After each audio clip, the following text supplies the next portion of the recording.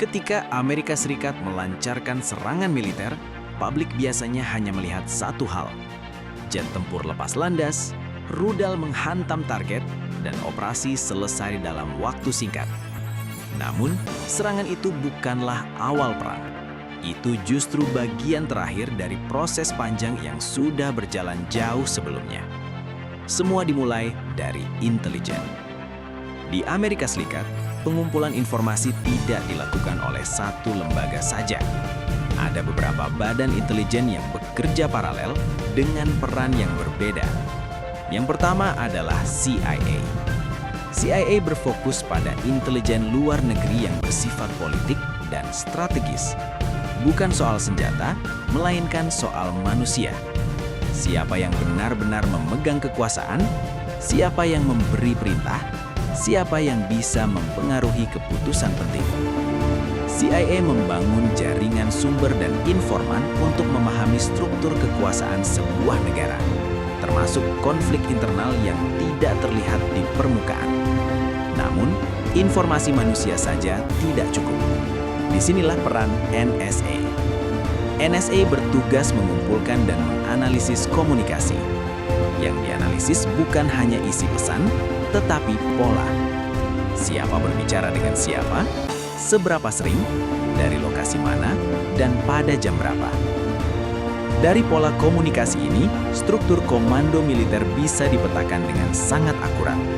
Siapa pusat kendali, dan siapa hanya pelaksana. Untuk aspek militer teknis, Amerika mengandalkan Defense Intelligence Agency. DIA menganalisis kekuatan militer lawan, jumlah pasukan, sistem pertahanan udara, jenis persenjataan, hingga kesiapan tempur. Semua data ini kemudian diperkuat oleh pengamatan dari luar angkasa melalui National Reconnaissance Office. Satelit mata-mata memantau pergerakan pasukan dan aktivitas di pangkalan militer secara terus-menerus. Hasil akhirnya bukan sekedar laporan, melainkan peta lengkap sistem pertahanan dan kekuasaan negara target. Setelah target dipastikan dan rencana disusun, Amerika masuk ke fase berikutnya, deployment diam-diam. Pada tahap ini, unsur militer mulai digerakkan, namun belum dalam bentuk serangan. Kapal induk Angkatan Laut Amerika Serikat dikerahkan berminggu-minggu sebelum hari H. Kapal induk ini beroperasi di perairan internasional sehingga tidak melanggar kedaulatan negara manapun. Satu kelompok kapal induk membawa puluhan pesawat tempur, kapal perusak, kapal selam, dan sistem pertahanan udara lengkap. Secara teknis, Amerika sudah siap perang meskipun belum ada satupun tembakan dilepaskan. Bersamaan dengan itu, Angkatan Udara Amerika menyiapkan aset strategis jarak jauh. Salah satunya adalah B-2 Spirit. Bomber siluman ini biasanya sudah siaga beberapa hari sebelum hari H. Dalam banyak kasus, B-2 lepas landas langsung dari Amerika Serikat, terbang lintas benua, menyerang target, lalu kembali tanpa mendarat di wilayah konflik. Memasuki hari H, serangan tidak langsung dimulai dengan pengerahan besar-besaran. Tahap pertama adalah melumpuhkan kemampuan musuh untuk merespons. Rudal jelajah jarak jauh ditembakkan dari kapal perang dan kapal selam. Pesawat siluman dan sistem perang elektronik digunakan untuk mengganggu radar dan komunikasi. Target utamanya adalah sistem pertahanan udara, pusat komando, dan jaringan komunikasi militer. Bukan kota dan bukan pasukan biasa. Begitu pertahanan udara melemah, barulah pesawat tempur dari kapal induk mulai dikerahkan. Jet-jet ini beroperasi di wilayah udara yang sudah relatif aman.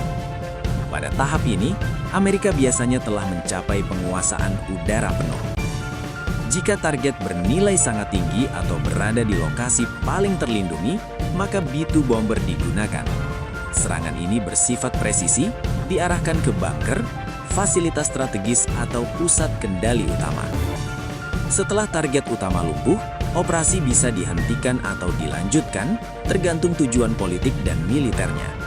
Dalam banyak kasus, tekanan psikologis dan kekacauan internal justru menjadi faktor penentu akhir konflik. Inilah mengapa operasi militer Amerika sering terlihat cepat dan rapi. bukan karena dilakukan secara spontan, melainkan karena seluruh tahapan, intelijen, persiapan, dan hari H sudah direncanakan jauh sebelumnya.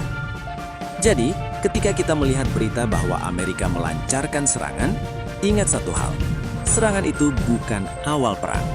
Itu hanyalah pengumuman bahwa perang sudah selesai.